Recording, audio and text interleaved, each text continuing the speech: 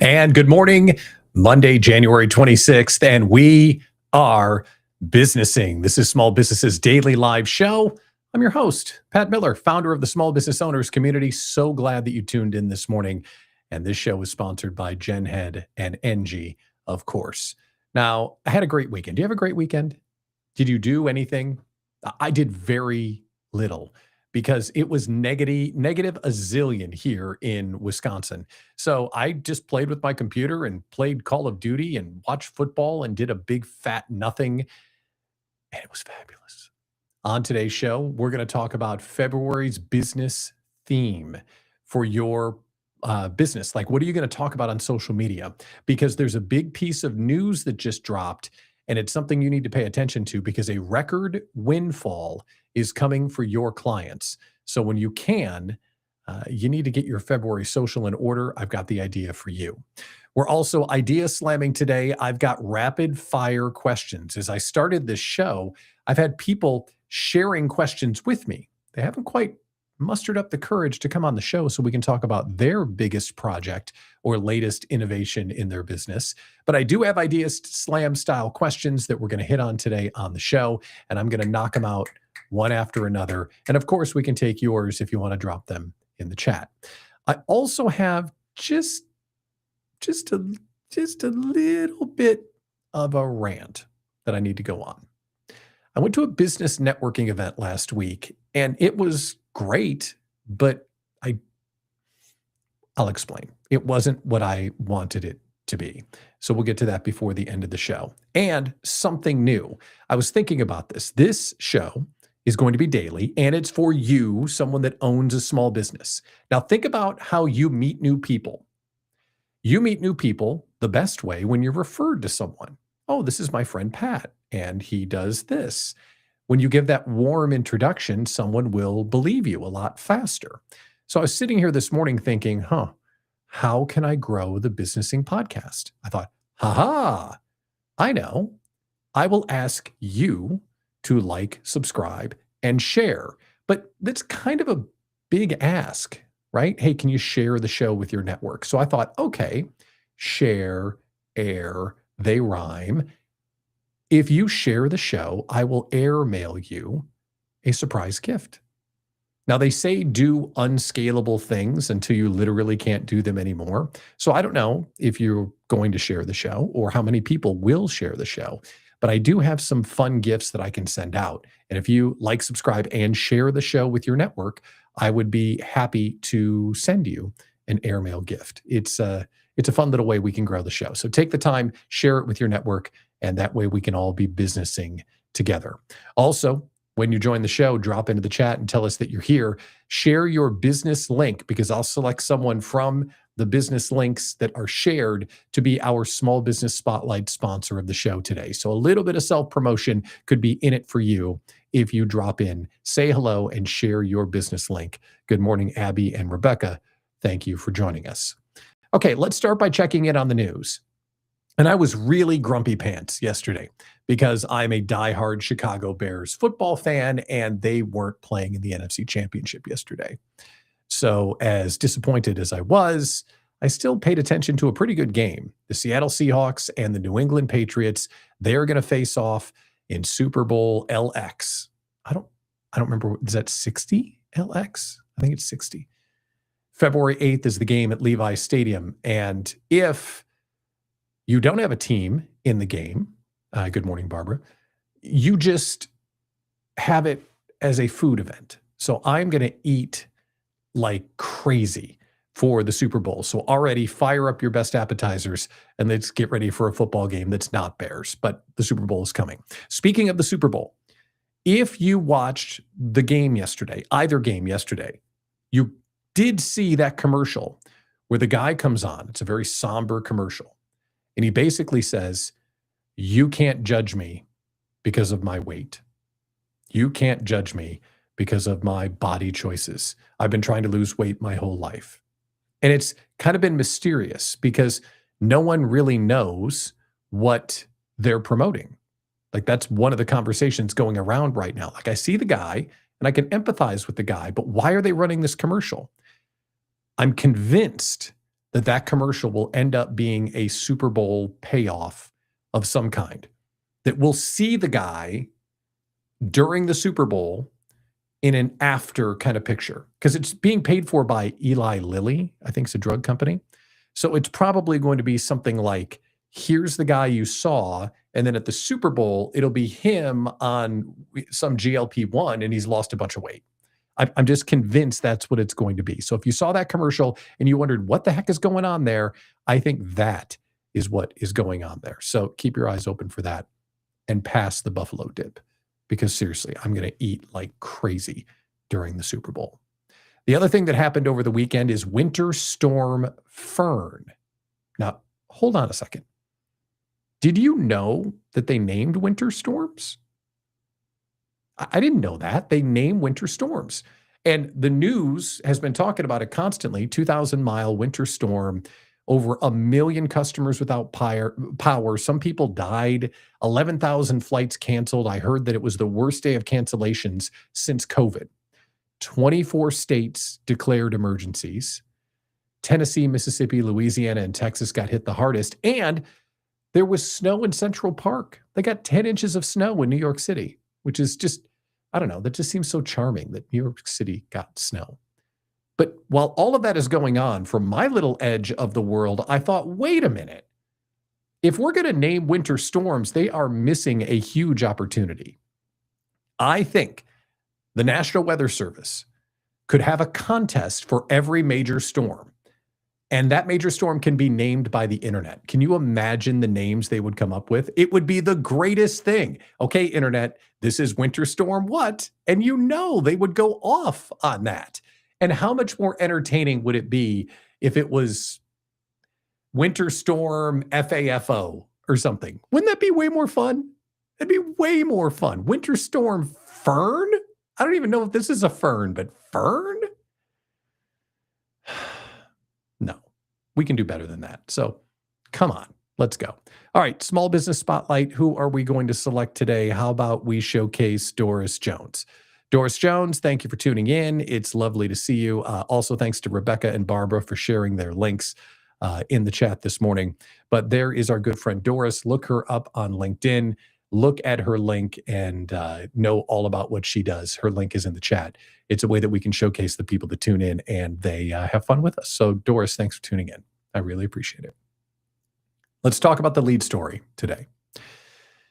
February is coming. What are we, next week? Not even. And if you do your social media like I do my social media, let me rephrase.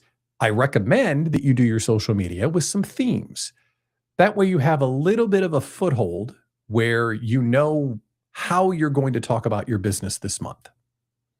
So if you're looking for a theme for your February social media, there is a big consumer opportunity for you. So if you're looking for ways to connect with your customers, you want to say what you do, but you want to have a fresh coat of paint on what you do. You can't just say the exact same thing over and over and over again. You got to try and hold their attention. So you can get one step ahead on your planning if you know what's happening, and love it or hate it, you can thank the big, beautiful bill for what we're going to talk about here today. Because the tax landscape is going to change big time for a huge number of Americans. Bank of America shared there's going to be $65 billion. You got to say it that way too. Billion. That's a lot of That's a lot of money. $65 billion more will be out there in tax returns, up 18% more than last year. A total of $135 billion is going to be returned. Okay, so what are you going to do about it? Well, this is a critical point. If you know what your audience is doing, you can capitalize on it, especially if you're a B2C business. So you know that your customers are going to be getting a windfall. The IRS says the average return size is $3,400.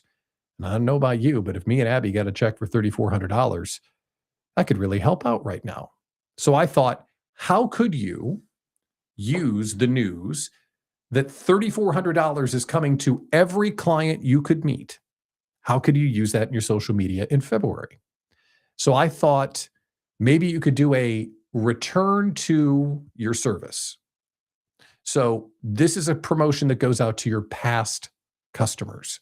You go into your CRM, you look up all the people that used to be members. So I go and find all the people that used to be members of the Small Business Owners Community, fantastic organization, and I offer them a discount if they sign up by April 15th and ask them to buy a year subscription because they have a big pile of money, and $99 a year for the year is not that big of a pile of money if you're getting $3,400 back in the bottom line.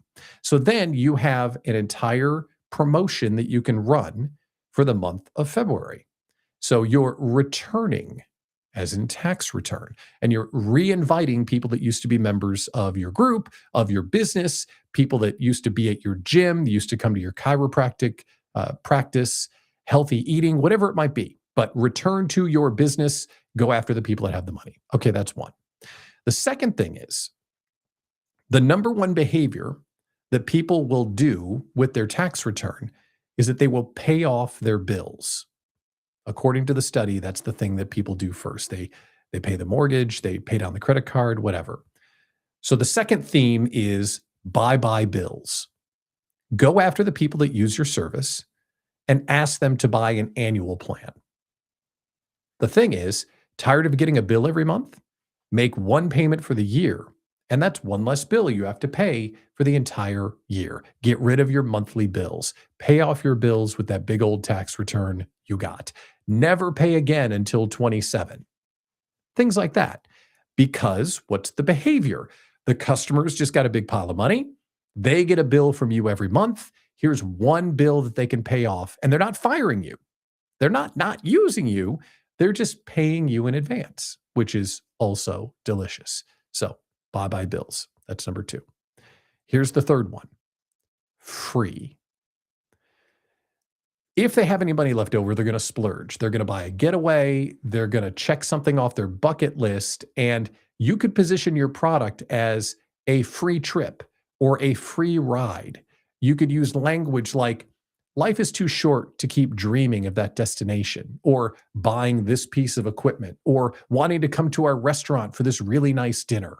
You play on their fantasy, you've been waiting for this, but now it's practically free because you just got a big old tax return. You turn the return into a bucket list experience paid for by the IRS. And depending on your political position, if your brand has a political position, finally, Trump did something good. He's paying for your thing if you are anti-Trump political business. But you could use that. Or you could just say, paid for by the IRS, or thank you, Uncle Sam, whatever it might be. But you can play on the people that are looking at your service or product and thinking, someday I'm going to do that. You could now position it as free, thanks to the IRS. The way that I think about social media, and the way I encourage you to do so, I want you to look for 1,000 ways to say the same thing. Jack Butcher taught me that. Genius. If you can find your transformation, you know who you're talking to, you're always trying to slightly change the camera angle on the same thing. You don't want to be way over here one day and way over here the other day. You want to come back through the same transformation for your clients and just find a fresh coat of paint, a different camera angle to talk about your product or your service. A fresh angle, theme it out by month, can give you something fun to play with, something topical, and something accurate. This is going to happen. You're going to get a tax return. Almost everybody's going to get a tax return. This is an easy theme for the month of February. I encourage you to use it. The Idea Slam is coming up, and today we've got rapid fire questions that I've been receiving. And I'll ask you to help me because remember, this is a meeting for small business owners. And when we do the Idea Slam, it's not just me coming up with ideas. I want you to come up with ideas as well in the chat. So here are the questions I'm going to chew on here in just a minute. What should I do to be prepared for an emergency like the snowstorm that just went down? The second question I'm going to tackle, I'm falling behind on AI. Like I feel like I'm drowning. Where should I start? And there are a lot of small business owners that know they should be using it more, but they just feel behind. And if that's you, we'll tackle that in a minute. Also, how can I get more reviews without annoying my customers? Key question. Knowing how much Google indexes reviews, super valuable for the context of your business. So, something we will tackle as well. That's coming up with the Idea Slam. Businessing is sponsored today by GenHead. Scale systems, not chaos. It's built for early stage businesses. GenHead systems are designed for founders, solopreneurs, and lean teams who need real momentum, not complex tools that require some full-time nerd. I mean, I'm a nerd, but I don't want to be a nerd full-time. Everything inside GenHead is streamlined, practical, and it's always easy to act on immediately. This one system will replace 10 different systems that you've kind of connected in an odd way. So don't juggle the CRM and your automations and your content tools and your follow-ups and your texting. GenHead centralizes everything for one clear operating system. Less chaos, clearer data, and better execution. Get it at genhead.com. That is genhead.com. So let's put up a little GenHead graphic, which I forgot to do. GenHead, fantastic people. Thank you for being a sponsor of the show. And thank you for being the producer of the show. Always appreciate my partnership with GenHead. Let's do the Idea Slam, shall we? So the Idea Slam is your chance to come on the air. I want you to come on air and talk to me about what's the biggest project you're working on in the business. Like, what's the key thing that absolutely has to make it work for the rest of Q1 or 2026? And while we talk about that, myself and the folks in the chat, we're going to talk about how can we make it better. And there may be a problem or a snag that's holding you back. We can brainstorm on that a little bit as well. But one thing I like to do when people get on the Idea Slam, even if things are going great, I'm going to push you. I'm going to push you a little bit. So you'll come on and say, yeah, in Q1, I want to do 5 sales. Really? 5? Why 5? And then we kind of work through it and you realize you could have 5 sales done by the end of the month. So if your project is critical, if your business is can't miss, get on the schedule for the Idea Slam. We'll bring you on the show for a little bit of promotion and some collaboration in real time. It's the Idea Slam. It's fun. And it's a great way for you to get some exposure here on the show. Okay, here's how it works. When someone comes on, we'll ask them who they are and what they do. And we ask them, what's the project they want to get built. But for today, I'm just going to field some of the questions that have been pouring in. And one that I got over the weekend is, how can I be better prepared for emergencies like the winter storm? So we knew that Winter Storm Fern was coming for like a week or 2 weeks. But here's something that we all know. This month, it's Fern. Next month, it's a Verizon outage. The next month, it's a conflict. The next month, the dollar crash. Who knows? What we know is that there's going to be something almost all the time. So the better question is not how do I get ready for Fern? It's how do I get ready for whatever might be next? Here's a few thoughts. First thing is cash reserve. And if you're like me, you want to have more cash reserve set aside, or maybe you're running a little bit lean right now. But every dollar that you have in cash reserve for your operating expenses is just another little peace of mind stowed away for a rainy day. So if you take $10 a month to run your business, how comfortable would you feel if there was an emergency and you had $20 in the bank or $30 in the bank? You would feel safe and you would feel secure. And there are folks that are going to tell you, you should take all that money and deploy it and grow faster. And that's cool. You can. But there is definitely a little bit of comfort that comes by having enough operating capital in the bank so you don't have to freak out. And when an emergency happens, you don't have to panic. The second thing you can do, and Fern is a good example of this, there were businesses in the middle of the country, eastern part of the country, in Texas and Louisiana, that couldn't operate. People couldn't drive to come see them. People had to close, essentially. So another way you can get ready for the next big emergency is create a digital product.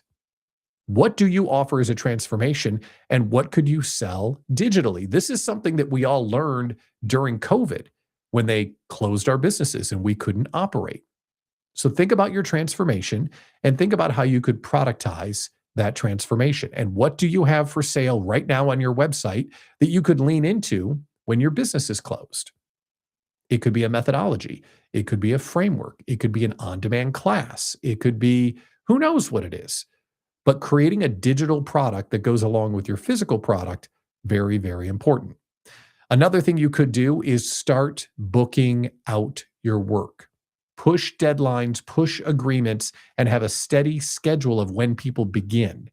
So when someone books with you, they start next Monday, and the next person that books starts the next Monday, and the next person that books starts the next Monday. Then you've got a runway of business that's coming on. So if 3 or 4 days go by and you can't operate, you've already got agreements in place in a timeline, in a cascading effect.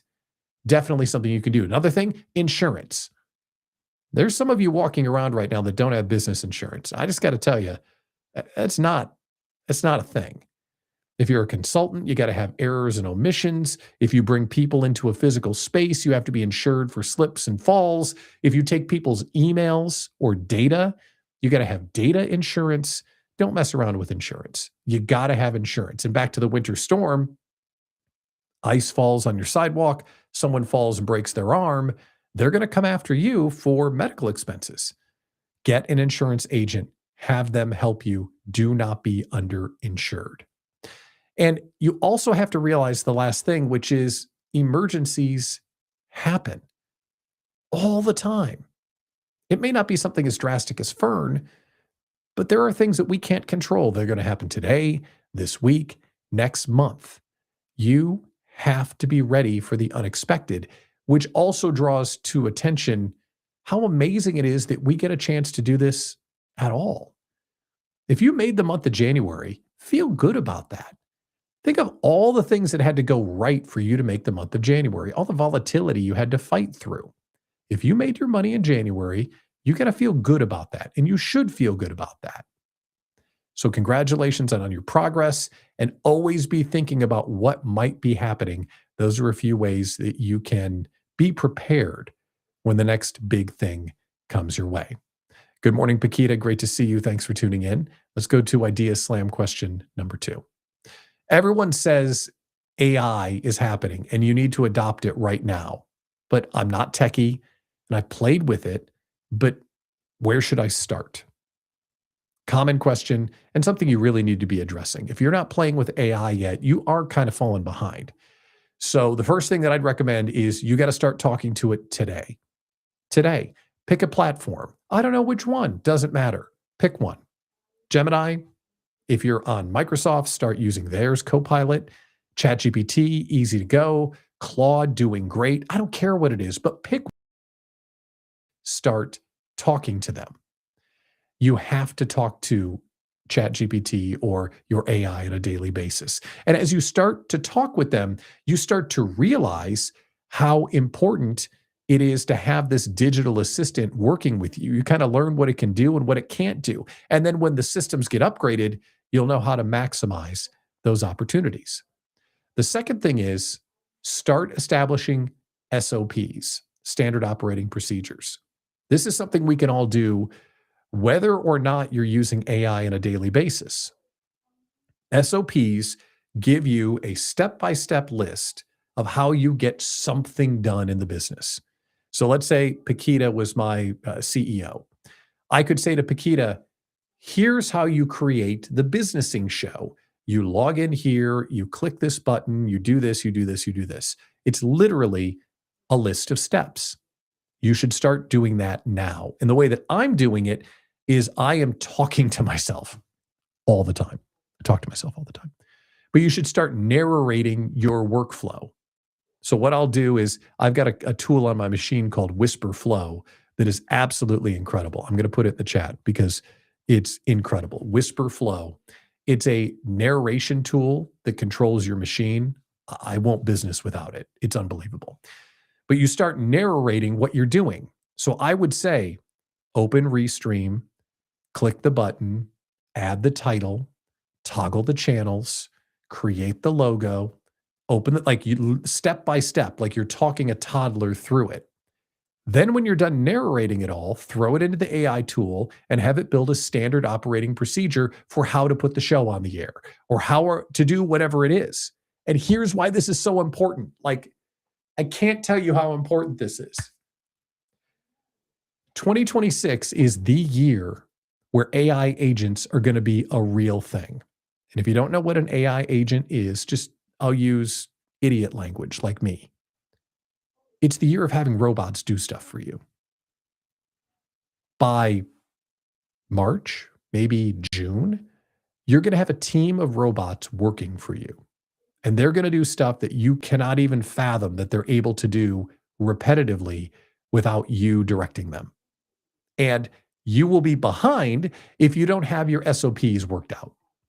You have to have your SOPs worked out. So today, I'm telling you, when you go and do whatever it is, like Barbara is asking, what AI do we use? Let's use Barbara as an example.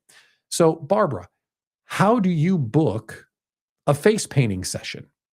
Well, I open my email and I click on the last lead and I send them this email. And then if I don't hear from them by this amount of time, I call them. You narrate all that stuff out. So when the AI shows up and they can do it for you, cut, paste, boom, done. I want a shirt that says that. Cut, paste, boom, done. It's that easy. So Barbara's asking me what AI do I use and why. It's interesting that you asked that question for two reasons. I have been a ChatGPT truther from when it started. In March of 2023, I was doing shows on ChatGPT. Like, I've been using it forever. And I have to say, I think Claude has stolen my heart. And I've heard people talking about Claude from Anthropic for a long, long time. I think over the weekend, Claude and I had a long relationship, and Claude kind of kicked some butt. So Claude is in the lead with me right now, but I use Gemini, I use ChatGPT, and I use Claude. Those are the three that I use. Third question for the Idea Slam today. And again, remember, this will be me jamming with you on your business if you log on and apply to come on the show. I want to help you with your business. I want the people in the chat to brainstorm for your business. Fill out the link and let's collaborate in real time on the next big project that you're doing for your business. Okay, third Idea Slam question. How do I get reviews without annoying my customers? Common question.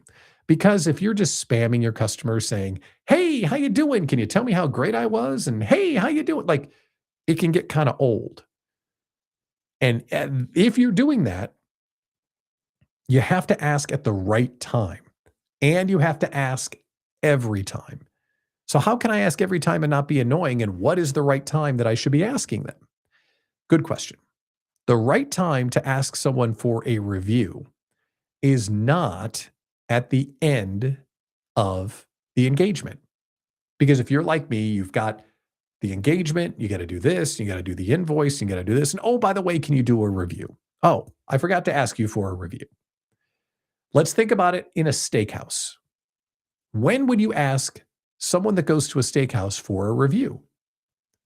You would ask someone for the review right at the end of their steakhouse meal. How was your ribeye? Best steak I ever had. That's when you want the review. You definitely don't want the review after the bill comes. So if I ran a steakhouse, I would say, have the waiter go out and say, how was your steak? It was great. Listen, we ask for reviews around here, and here's what I would do. Scan this QR code, give us a review. And if you do, I'll bring you a free dessert. Now, the free dessert could be like some cookies and a scoop of ice cream. It would cost the restaurant 45 cents. But they would give you a 5-star review because, of course, your steak is amazing. You ask for the review right at the oh, wow, transformational moment. So think about it. Back to Barbara. She runs a face painting company. When would Barbara ask for a review? Mom is standing there while kid is getting a cat drawn on their face. You show the kid the picture. The kid's just jumping around because they're a cat. They're so happy. That's when you ask the mom for a review. You don't send them an email afterwards. You don't send an email to the organizer at the end of the event. You ask the organizer for a review when there's a line of 10 kids standing there because you're working for them. So capture the review as close to the oh wow moment of your service as possible. Here's the other part. You need to ask for a review every single time. And I had learned a tip, and I wish I could credit the person that taught me this, but it's so good. Ask for a review in two different ways. First of all, always ask for a review. Secondly, ask for a review with specificity. So we would love for you to review our steakhouse. Was it great? Did you love it? Or are there things we could do better? Have these two words linked. Was it great? Do you love it? Were there things we could do better? And here's the tip. And again, whoever came up with this is a genius. I love you. I wish I could credit you. It was great. I love it. Links to your Google review page. There are things you could do better is a hyperlink to your general manager's email. Not both going to Google. Now, is that deceptive? I don't care. Does it work? Hell yeah, it does. Because you don't want to go to someone's Google page and see a bunch of 1.5-star reviews. And if something is wrong with your clients, you want your general manager to fix it. Doesn't that make sense? So link to your Google page, link to your email. Make sure that the happy customers give you a review, and make sure that your dissatisfied customers are telling you why so you can fix it. So reviews, every time and as close to your transformation as you can get it, you'll end up getting more reviews and they'll be worth reading. Last rapid fire idea slam question of the day. And again, this could be your business. This could be you, but you haven't signed up yet. Click the chat. I'd love to have you on the show. Okay, last one. My lead, this customer that I was for sure was going to book, got all the way to the end of getting ready to book, and now they're ghosting me. What should I do? I can't get their attention. They were all in, and then they just went away. What should I do? Common question. Happens to everybody. So here's the first thing you should do. Don't take it personal. Everyone that's working with you, what's the line that they say? Everyone's fighting a silent struggle and you don't know what it is. Everyone that's doing business with anyone has stuff going on. So just because they haven't bought your service, they haven't booked their headshot, that doesn't mean that they hate you and they're using someone else. It might be their basement flooded. It might be Winter Storm Fern landed on them. Who knows? They got stuff going on. So the first thing you should do is look at their activity, stalk them, go onto their Facebook, go onto their LinkedIn, go on to wherever you can find them and see, are they ghosting everyone or are they just ghosting you? Because if they're ghosting everyone, you definitely know it's not you. Or you go onto their Facebook and you realize, one of their family members is in the hospital. Okay, I'm going to give them some grace. So they're ghosting you. Find out why. That's the first thing. Second thing is, I love to change up the contact method. If I've been communicating with them via email, I love to send them a text. The text response rate is so high. Text response rate, I think I saw was over 90% or something ridiculous like that, or delivery rate. Everyone sees text marketing. If they've opted in, text them. Another thing to do, send them a video. I'll often send videos to people. And when I send a video that says, oh, hey, Rebecca, how are you? Great to see you. And I was thinking about your business, yada, yada, yada. People reply saying, oh, I thought this was going to be generic and you really cut me a message. Or I thought this was going to be AI and it's clearly not. Video works, but there's one that I think works better. And this is me being a conspiracy theorist, so just let me go with this. I need my conspiracy theory hat. If you watched this show back in the day, I actually had a hat that I would put on when I would be a conspiracy theorist. But I think an audio message, if you keep it short, is even more powerful than a video message. Now, this might be me being a radio guy and believing in the power of radio, but there is an intimacy of an audio message that you don't get with video. Like if you're listening to the audio podcast of this, which you can get on Apple, Spotify, and Amazon, by the way, Shout out to those of you listening to the audio podcast, not watching the video podcast on YouTube. There is an intimacy of an audio podcast. There's an intimacy to an audio message. Because I can say, hey, Rebecca. Now, I wouldn't say it like this. Hey, Rebecca. But if I say, Rebecca, how are you? What's going on? I haven't heard from you. I was so excited to start working on your project. And it seems like you've got some stuff going on. I'll be here when you're ready, but I just wanted to reach out and say I'm excited to work with you. Okay, take care. Like that short. When you send something that short in an audio message, you hear every piece of inflection. It sounds really intimate, like it sounds very personal, and nobody does it. So change up the methodology, send them a text, send them a video, send them an audio message. If it's a really big deal, send them snail mail. Snail mail actually works. Write them a letter. You'll be surprised at the engagement rate. But here's the biggest part of if someone is ghosting you, what you need to do to get the deal. Under no circumstances should you stop reaching out. I can't tell you how many deals I have closed by simply putting it on my to-do-ist. I emailed this person. They didn't get back to me, and I put the date. I move it 2 weeks in advance. Emailed the person again. They didn't get back to me. I move it 2 weeks in advance. And I just keep going. For the 2024 SBOC conference, I want to deal with Square, like Square.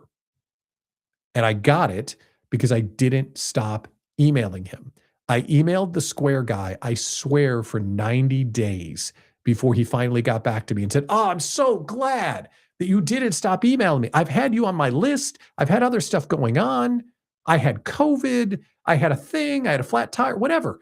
I'm so glad you kept in touch. Do not stop emailing. Do not. That's the last thing if someone's ghosting you. And then if they end up ghosting you for real, fine.